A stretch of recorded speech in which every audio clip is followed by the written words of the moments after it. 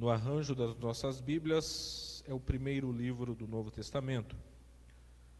Evangelho escrito de acordo com Mateus, capítulo 7, versículos 6, 7 e 8. Os irmãos encontraram? Graças a Deus. Acompanhem comigo a leitura da palavra de Deus, que diz assim: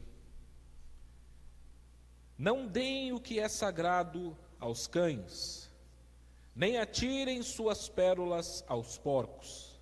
Caso contrário, estes as pisarão, e aqueles, voltando-se contra vocês, os despedaçarão. Peçam, e lhes será dado. Busquem, e encontrarão. Batam, e a porta lhes será aberta. Pois todo o que pede, recebe. O que busca, encontra. E aquele que bate, a porta será aberta. Amém. Curve a tua cabeça por um instante. Altíssimo Deus, Pai maravilhoso, Senhor, mais uma vez, ó Deus, nos colocamos na Tua presença, aqui na Tua casa, ó Deus, entre amigos, entre irmãos, pedindo, ó Deus, pedindo a Tua manifestação, ó Deus, da mesma maneira como o Senhor se manifestou a nós, ó Pai, há poucos instantes, no momento em que apresentávamos a Ti o nosso louvor e a nossa adoração.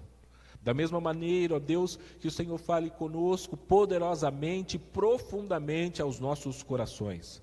Não deixe, ó Pai, que nada, não deixe também que ninguém, ó Deus, roube a porção que o Senhor tem preparado para cada um de seus filhos e filhas nesta manhã.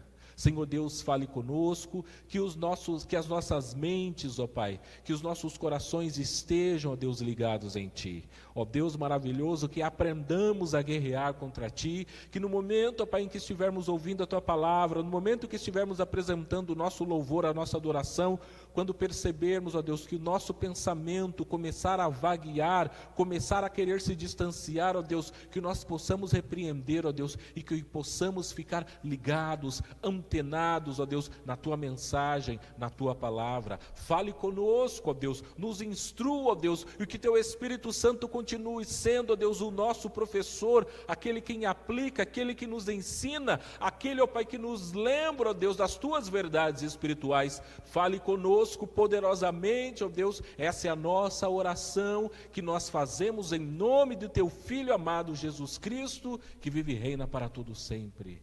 Amém. Graças a Deus. Nós estamos em mais uma mensagem da série Placas de Sinalização, e o título dessa mensagem é: Peça, busque, bata. Peça, busque, bata. O texto que nós acabamos de ler, ele faz parte de uma grande mensagem, um grande sermão que foi pregado pelo Senhor Jesus. E nos 3 versículos que nós acabamos de ler, e os versículos posteriores continuam tratando disso, mas nós iremos nos ater ao máximo ao que esses 3 versículos dizem. E ele começa dizendo o seguinte: não deem aos cães o que é sagrado, não atirem pérolas aos porcos, caso contrário, estes as pisarão, e aqueles, voltando-se contra vocês, os desperdiçarão. Uma das dificuldades, ou um dos grandes problemas que nós às vezes enfrentamos para entender a Bíblia, é que nós temos a pretensão, às vezes, e nós imaginamos que a Bíblia foi escrita por pessoas como nós, ou que a Bíblia foi escrita por pessoas que falam a mesma língua que a gente. Quando eu digo uma pessoa como nós, eu estou me tratando de culturalmente, eu estou falando de língua, estou falando de contexto, porque naturalmente que Mateus foi um homem como eu e você, mas Mateus viveu há aproximadamente 2000 anos. Quem aqui já pegou um livro antigo, mas muito antigo, e você começa a ler, e mesmo que a língua seja portuguesa, ou mesmo que a língua seja inglesa, você começa a ler e você fala: que palavra é essa? Que grafia é essa? Parece que tem consoante a mais, ou tem consoante de menos, ou tem vogal a mais. Por quê? Porque as nossas línguas se desenvolvem, o vocabulário muda. todas as coisas mudam. Então, um problema que nós enfrentamos é que nós lemos esse texto e esquecemos que esse texto, conforme nós lemos hoje em português, ou conforme lemos em inglês, que esse texto não foi escrito na língua portuguesa. Esse texto também não foi escrito na língua inglesa. Esse texto é uma tradução de algo que foi escrito em grego. Significa que a cultura que está sendo explicada aqui não é a nossa cultura, é a cultura grega. Mas se você falar, eu preciso ser grego, não necessariamente, porque a cultura grega de 2000 anos atrás. Da mesma forma como que a cultura portuguesa não é a mesma, há 500 anos atrás, imagina como era a cultura grega daquela época. E por que eu falo isso? Porque um dos primeiros pontos, um dos pontos mais importantes que nós temos para entender a Bíblia é buscar o sentido que a Bíblia foi falada no seu contexto original. E por que eu digo isso? Porque esse primeiro versículo 6, ele trata disso. Quantos aqui possuem um animal de estimação? Você tem um animal de estimação na sua casa? Quantos aqui conhecem pessoas que têm um animal de estimação? Aí a pergunta é, hoje nós olhamos para os animais, em especial para os cães e para os gatos, como os nossos amigos. Eu vou além. A cultura hoje, não apenas no Canadá, mas a cultura no Brasil e em Portugal, é que existem cachorros, existem gatos, que têm uma vida melhor do que muitos humanos. Hoje, o tratamento dispensado para os animais desenvolveu muito. Os animais, eles comem rações especiais desenvolvidas para eles. Eles têm ossos que eles podem usar para roer, para brincar. Gatos possuem brinquedos desenvolvidos para que eles possam usar as suas habilidades. No frio, uma blusa, eles podem enfeitar os seus animais. Alguns, muitas vezes, até dormem nas camas de seus donos. E eu conheço pessoas, por exemplo, que chamam o seu animal de estimação de filho e filha. Falei, esse é meu filho, faz parte da minha família. O que eu quero dizer? Essa nossa cultura não é a cultura grega da época em que Jesus estava vivendo, não é a cultura judaica da época em que Jesus vivia, de maneira que o texto começa a dizer, não deem o que é sagrado aos cães. Então veja, o cão, o cachorro, na época de Jesus, não era tido como animal de estimação como nós temos hoje. Os cães não viviam necessariamente dentro das casas e não tinham o tratamento que nós damos a eles hoje. Os animais, esses cães, viviam nas ruas e esses cães comiam de tudo para poder sobreviver. E os cães, assim como os porcos, eram tidos como animais impuros, porque eles viviam revirando lixo, eles viviam comendo resto de animais mortos. Ao passar pela rua, você via os cães, às vezes, derrubando sangue sobre a boca, ou sujos, ou seja, essa é a imagem do cachorro para uma pessoa que está vivendo no primeiro, no segundo século, na época em que a Bíblia foi escrita. Então, quando o texto está falando, não deem aos cães, não pense no cachorro como hoje, mas pense no cachorro como ele era na época de Jesus. O fato desses cachorros, por exemplo, comerem restos de pessoas ou outros animais mortos, faziam com que os judeus tivessem uma grande aversão aos cachorros. Então esse é o primeiro ponto. A imagem do cachorro que nós estamos lendo, a imagem do que nós estamos vendo aqui é uma imagem negativa. É uma imagem negativa. Então ele diz, não dê o que é sagrado aos cães. Há quem defenda que essa passagem, o que é sagrado, significa na verdade um anel, porque a palavra existe uma espécie de um trocadilho, e nós vamos ver depois que o livro de Provérbios e outros livros bíblicos tratam disso. O que ele quer dizer? Não dê uma joia para um cão, não dê um brinco para um cão, não dê um anel para um cão, porque o que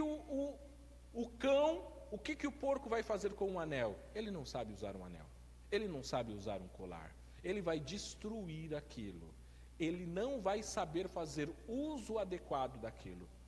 Então ele vai dizer o seguinte: a primeira coisa que nós devemos fazer nesse versículo ele diz, e o que ele quer dizer é, Jesus está fazendo um paralelo. O que simboliza a joia, o que simboliza o anel, ou o que simboliza o que é sagrado, é a palavra de Deus. E ele diz, cuidado com quem você compartilha a palavra de Deus. Aí nós podemos perguntar, mas não seria isso uma contradição? Porque a Bíblia pede para que nós preguemos o Evangelho a todo mundo, a toda criatura, e agora Jesus diz que nós não devemos dar a mensagem de Deus. A mensagem de Deus aqui está simbolizada nesses objetos sagrados. Ele diz, a Bíblia, a palavra de Deus, a lei, o Evangelho é o que é o sagrado. É como se ela fosse um brinco, uma joia, mas se você der isso a um animal, ele não vai saber o que fazer. A primeira coisa que o texto ele quer dizer então é a quem dar. Jesus ele nos ensina dizendo o seguinte: devemos sim pregar o Evangelho a todas as pessoas, mas o Espírito Santo de Deus há de nos dar orientação, há de nos dar e nos saber perceber quando nós estamos falando com alguém e aquela pessoa não está nos dando atenção. Quando estamos falando com alguém e aquela pessoa não está interessada naquilo que nós falamos. Ele disse, cuidado, ficar apresentando verdades de Deus, ou as joias, a pessoas que não estão interessadas, elas vão simplesmente destruir, rasgar, jogar fora aquilo que Deus tem por precioso. Provérbios 26:11, ele trata um pouco dessa questão ao dizer, como o cão volta ao seu vômito, assim o insensato repete a sua insensatez.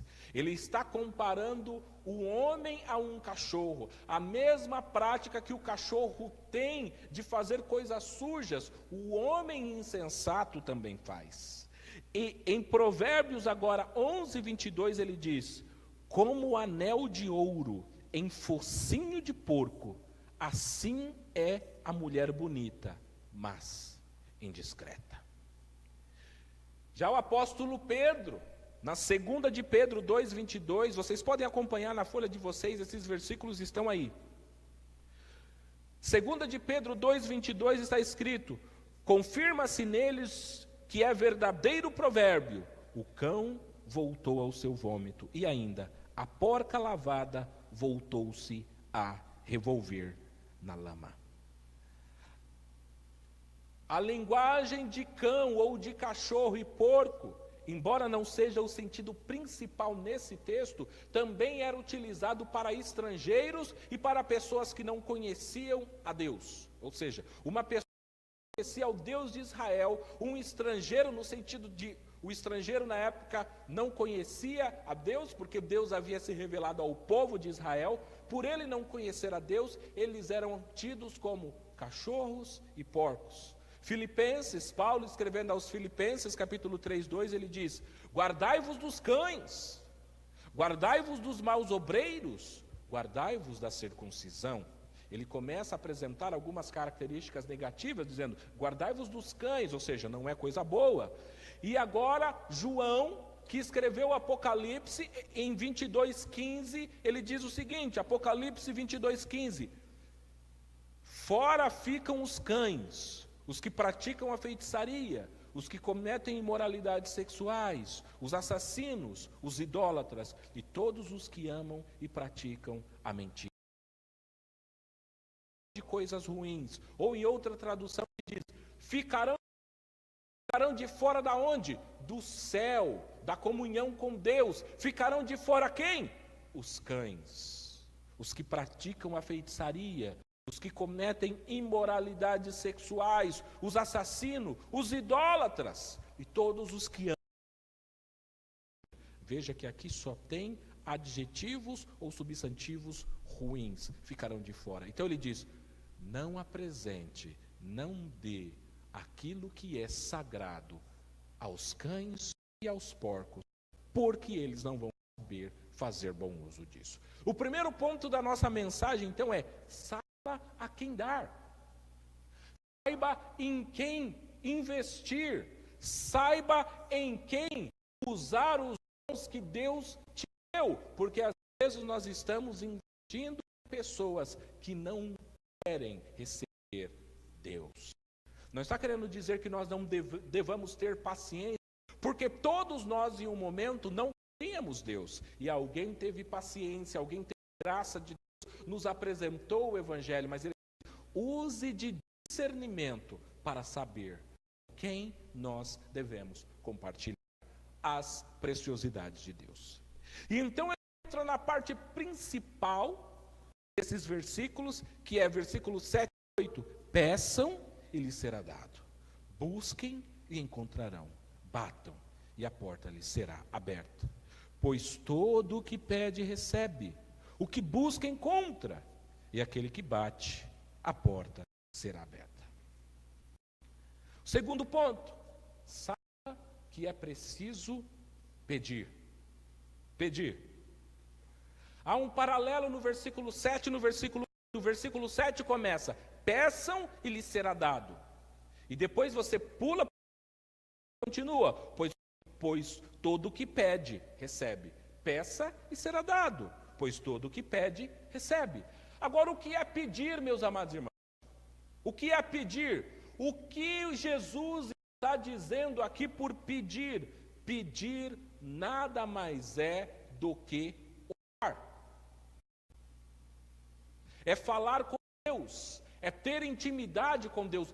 Pedir é um sinônimo de oração, porque a Bíblia diz que nós devemos pedir a Deus as coisas, e Jesus intercederá por nós. Devemos pedir em nome de Jesus. Então pedir é a mesma coisa que orar.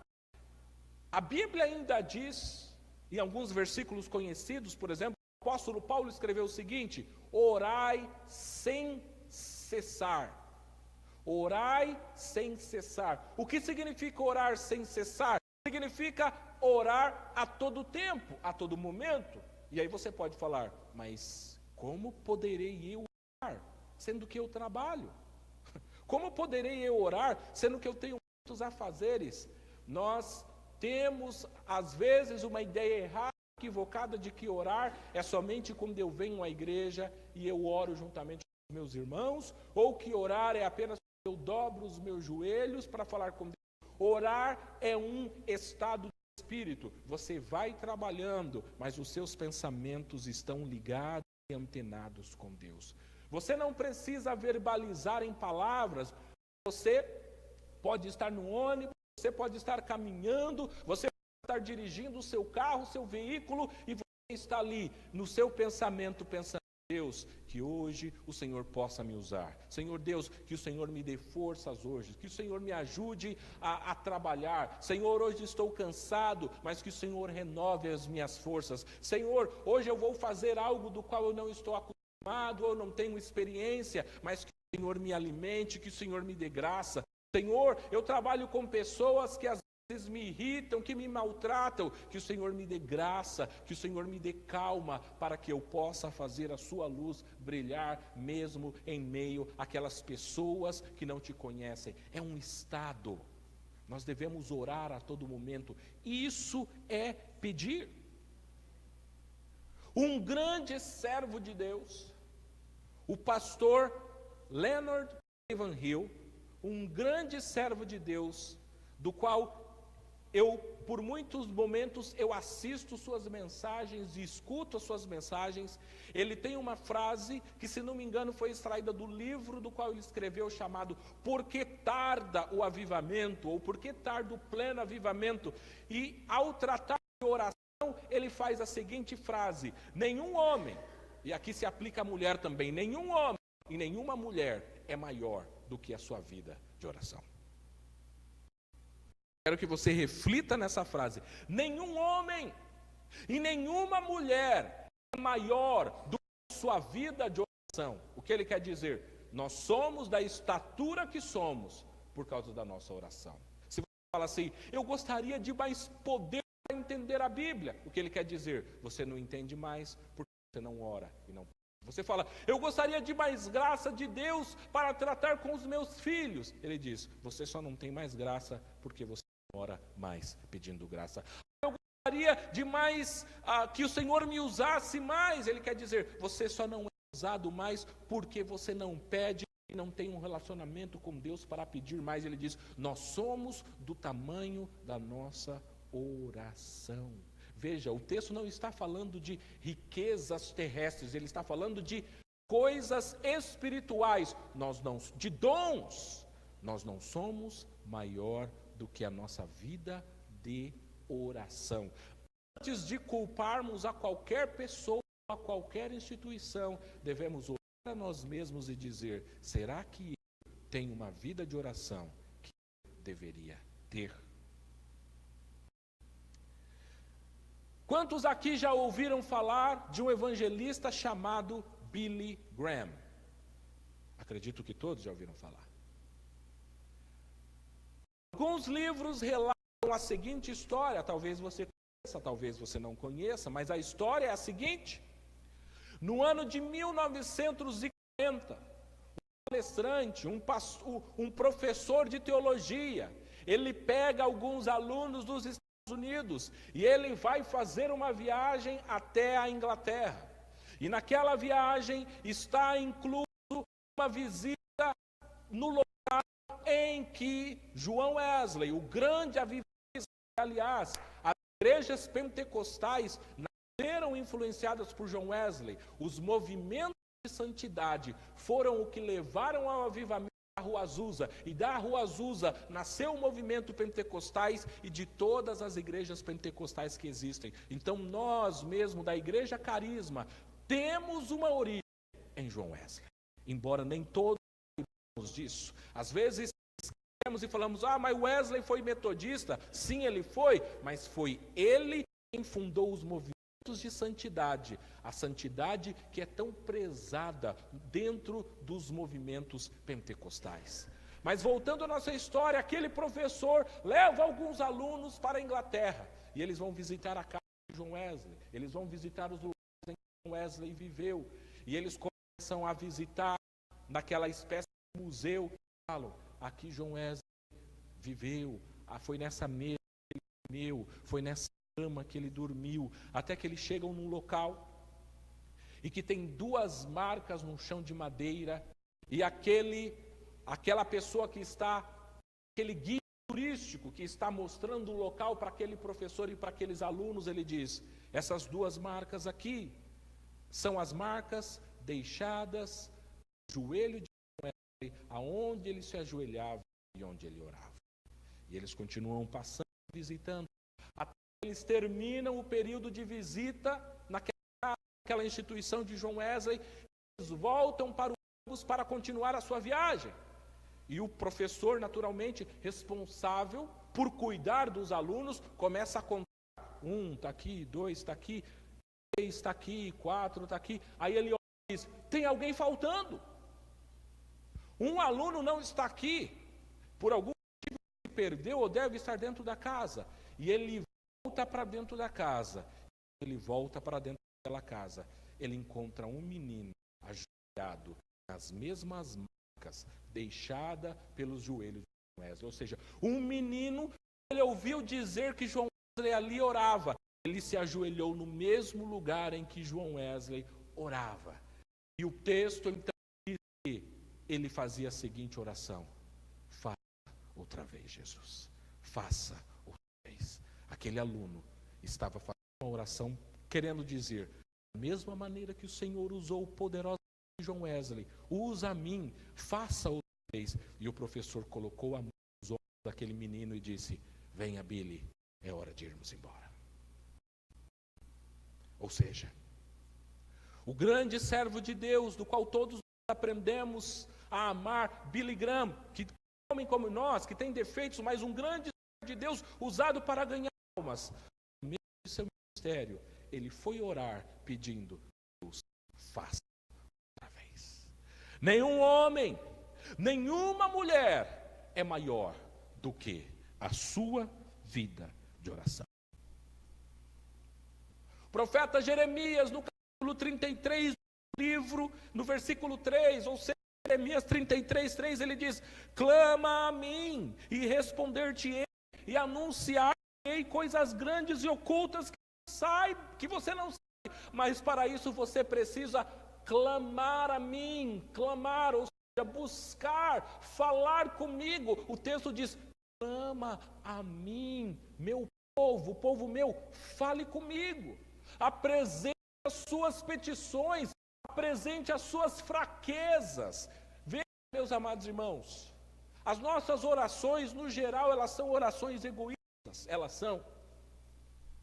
As nossas orações, no geral, elas contêm 90, ou se não muito mais, 90% das nossas orações é pedido. Ou seja, Senhor, ajuda a minha saúde, Pai, me conceda um carro. Veja, se nós tirarmos os pedidos pais, o que resta da nossa oração? Como você se sentiria se o seu filho, ao ser certeza, quando você quer conhecer o seu filho chegasse para você e falasse assim: pai, me dá dinheiro, pai, me dá um carro, pai, me dá uma casa. Você fala: mas é só isso que você sabe falar, filho? Eu quero coisas, pai, me dê dinheiro. Eu preciso de uma camiseta nova, me compre uma camiseta nova. Eu preciso, meu sapato está furado, me dê um outro sapato. Você fala: como foi na escola? Não, eu não quero falar da escola. Eu preciso de dinheiro para cortar o cabelo. Você fala: o meu filho só fala comigo pedindo coisas. Que relacionamento é esse que eu tenho com o meu filho? E o meu filho só me pede coisas para si. Veja, a oração é válido pedir coisas. A Bíblia nos instrui que nós devemos pedir, mas Deus, quando Ele fala para nós orarmos, é porque na oração nós iremos desenvolver um relacionamento com Deus. Quando Ele fala, Ele quer dizer: tenha um relacionamento comigo, fale comigo, dialogue comigo. O que eu quero através da sua oração é ter um relacionamento íntimo com você. E às vezes nós não temos esse relacionamento. E o texto, através de Jesus, está dizendo: vamos desenvolver esse relacionamento de intimidade com Deus. Precisamos ter essa intimidade com o nosso Pai. Tiago, irmão de Jesus, ele vai dizer isso no capítulo 4 do Epístola. Tiago 4, versículos 1, 2 e 3, é o seguinte: de onde vêm as guerras e contendas que há entre vocês? Não vêm das paixões que guerreiam dentro de vocês? Vocês cobiçam coisas e não matam e invejam, mas não conseguem obter o que desejam. Vocês vivem a lutar e a fazer guerra. Não têm, porque não pedem. Quando pedem, não recebem, pois pedem por motivos errados para gastar em seus prazeres. Primeiro ponto: vocês não alcançam o que deveriam alcançar porque não pedem. O primeiro erro é fala de pedir. E o segundo, quando pede, pede mal. É isso que ele quer dizer. Veja, meus amados irmãos, nós estamos pedindo, e imagine se Deus fale o seguinte: deixa eu analisar a última oração do Wellington. Quantas vezes ele me agradeceu, quantas vezes ele me glorificou, quantas vezes ele chorou por eu ser o seu Deus, o seu Senhor e Salvador? Nenhuma vez. Mas ele me pediu isso. Fala: para quê? Onde está o coração? Veja, meus amados irmãos, que o texto do livro de Salmos diz que antes que a nossa palavra saia de nossa boca, o Senhor já a conhece. O motivo pelo qual que Deus quer que nós oremos é para que nós tenhamos um relacionamento com Ele. Nós devemos perguntar: por que é que eu estou pedindo por um aumento no trabalho? Você fala: porque um aumento é sempre bom, mas ele diz: mas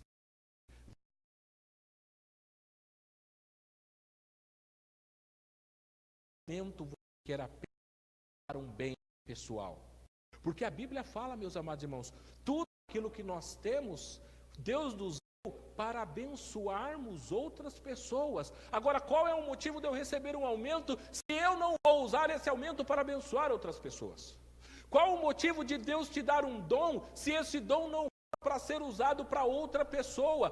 Tudo aquilo que temos de Deus é para que nós possamos ser bênção na vida de todas as demais pessoas, em especial aquelas que estiverem ao nosso redor, mais próximos de nós.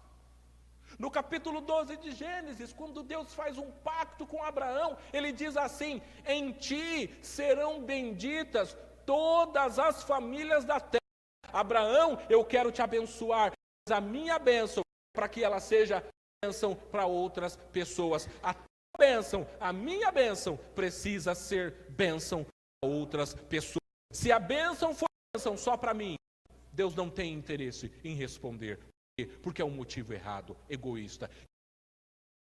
E para nos conceder pedidos egoístas, pedidos em que nos faltam amor. Ele diz, e quando pedimos, pedimos errado. Portanto, um excelente conselho, quando nós orarmos, fazermos a seguinte oração: Senhor, ensina-me a orar.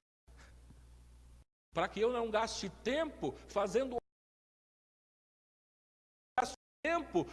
orações egoístas, ensina-me a orar, Senhor.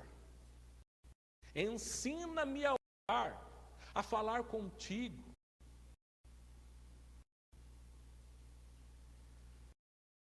Oração, meus amados irmãos, o próprio Jesus ele já tinha dito: quando vocês forem orar, fechem a porta dos seus quartos e falem ali com Deus. Precisamos desse momento de intimidade com Deus.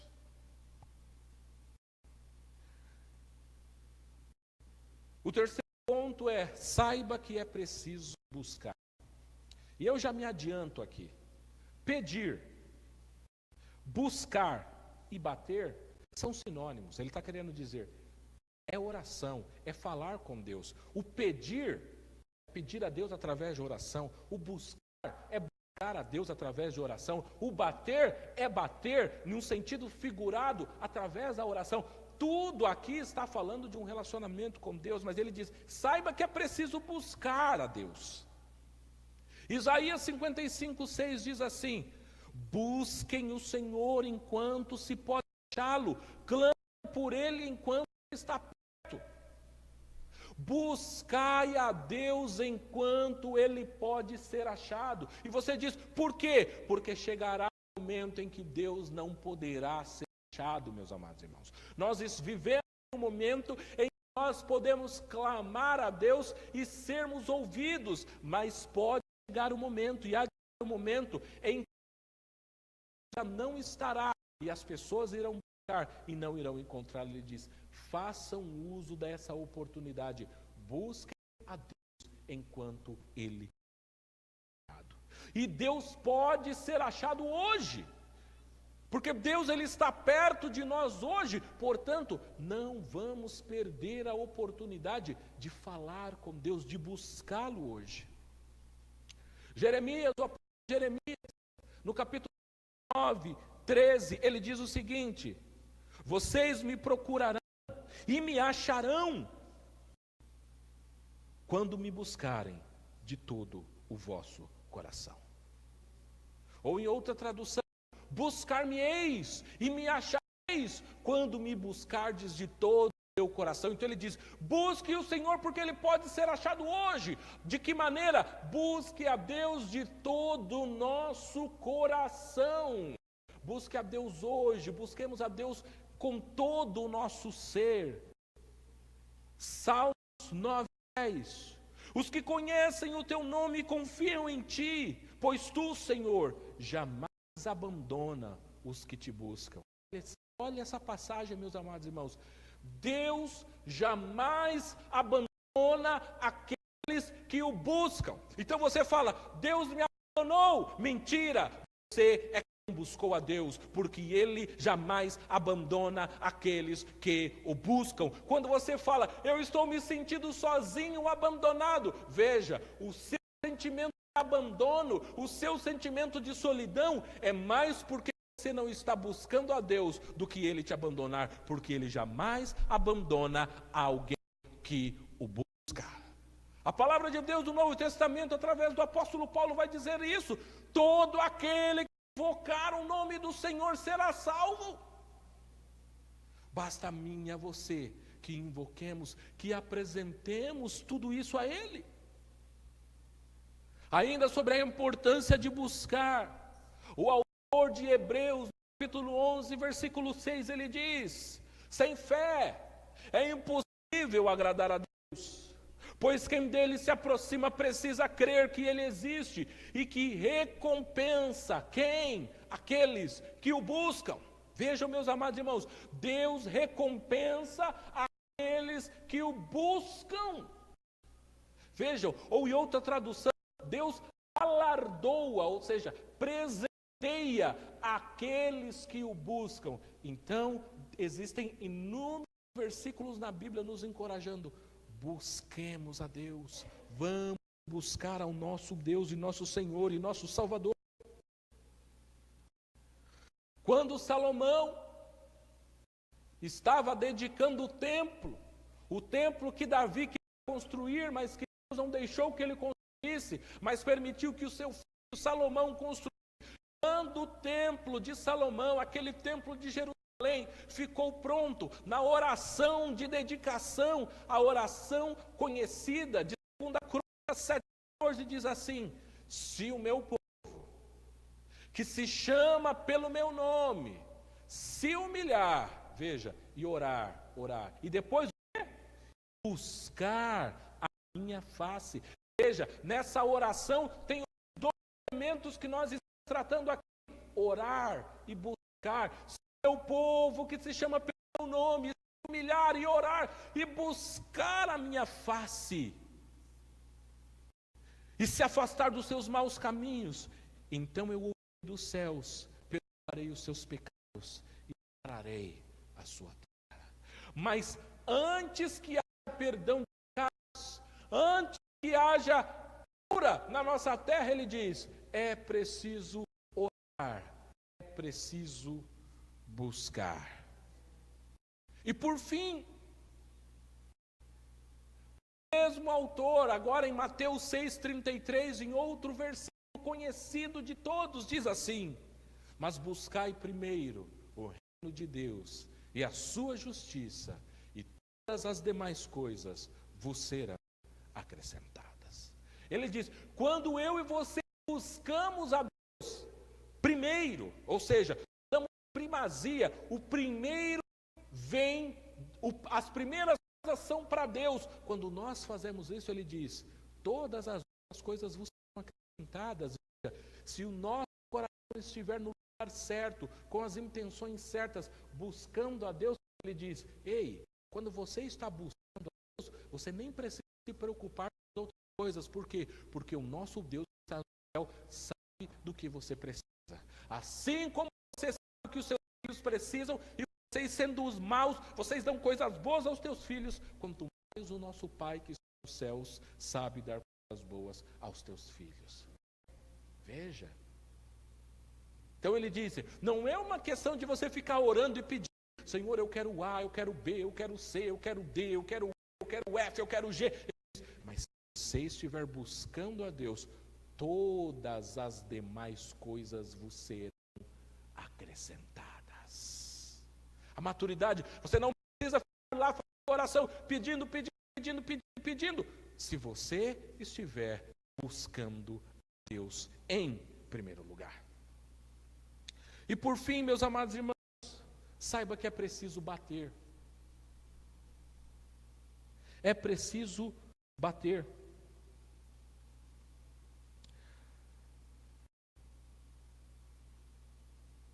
No livro de João, capítulo 10, versículo 9, está escrito assim: Jesus está dizendo: eu sou a porta. Quem entrar por mim será salvo.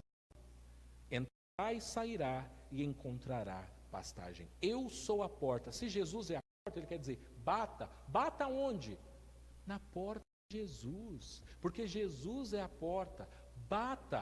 Quando ele quer dizer, bata, então, o que quer dizer bater na porta? Bater na porta é falar com Jesus. É apresentar a Ele tudo aquilo que nós precisamos.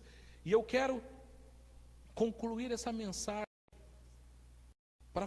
para continuar então enfatizando sobre a importância de pedir, a importância de buscar, a importância de se bater.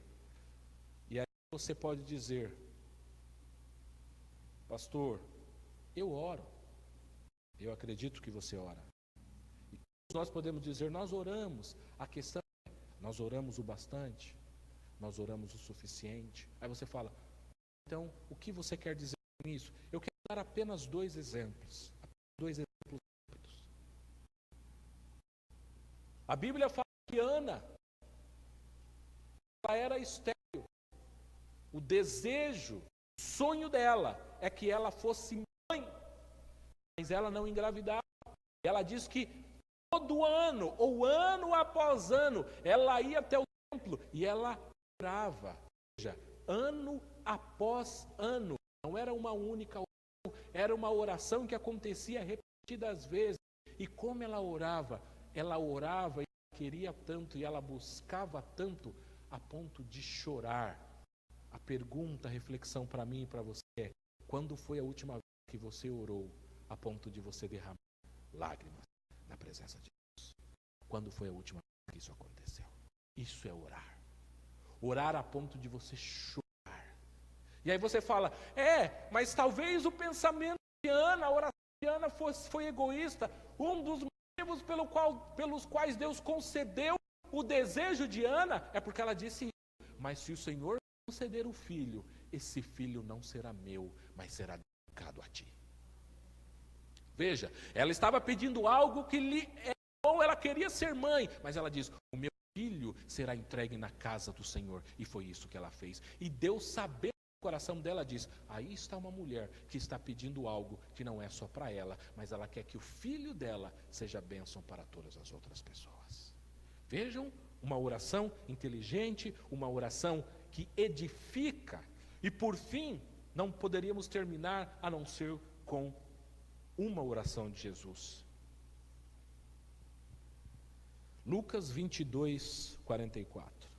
Falando sobre Jesus, o texto diz, estando angustiado, ele quem? Jesus orou ainda mais intensamente, e o seu suor era como gotas de sangue que caíam no chão.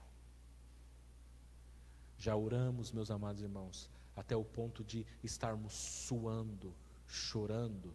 Se não oramos, devemos aprender a orar e a buscar o Senhor a ser. Se Jesus, o Filho de Deus, precisou orar com essa intensidade, significa que eu e você, muito mais, precisamos buscar a Deus, precisamos bater na porta de Deus, precisamos falar com Deus com essa intensidade, para mostrar o quanto que nós queremos. Lembre que Jesus falou, fazendo aquela parábola daquele juiz, que ele diz que tinha uma mulher que vivia importunando o juiz, eu quero que você me faça justiça, eu quero que você me faça justiça, e o juiz não queria fazer justiça para ela, porque aquele juiz era mau, mas aquela mulher importunou tanto aquele juiz, que ele diz, eu vou conceder o desejo dessa mulher, para que ela vá embora, e ela pare de me importunar. E ele diz, quanto mais se eu e você buscarmos, o Senhor Deus terá prazer, graça em nos conceder aquilo que nós estamos pedindo. Pai maravilhoso, Senhor Deus, ensina-nos a orar, ó Deus.